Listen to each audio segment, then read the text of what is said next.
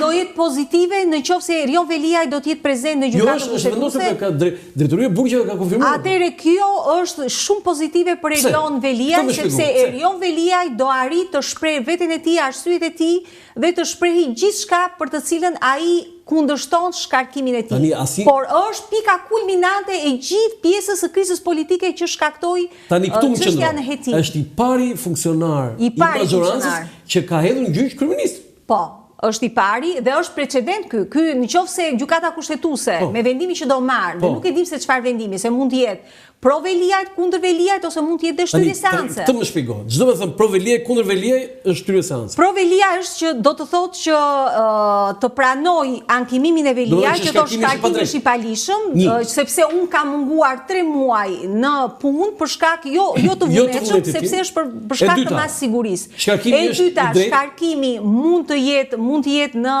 favor të qeverisë, domethënë që është i drejtë. Dhe jap rrugën zgjedhjeve, por është diçka, në qoftë se në 113 që thotë shkarkim për shkeljet kushtetuese dhe të ligjeve, do të jetë kompetencë gjykatës, domethënë në qoftë se është shkelur në 113 i bie të jetë kompetencë gjykatës kushtetuese. Në qoftë se do të bazohet në nenin 64 të ligjit për qeverisë vendore, mund të shpallë mos kompetencë gjykata kushtetuese ta çojë gjykata administrative, çdo gjë bë vaki. Ose mund të ketë shtyrje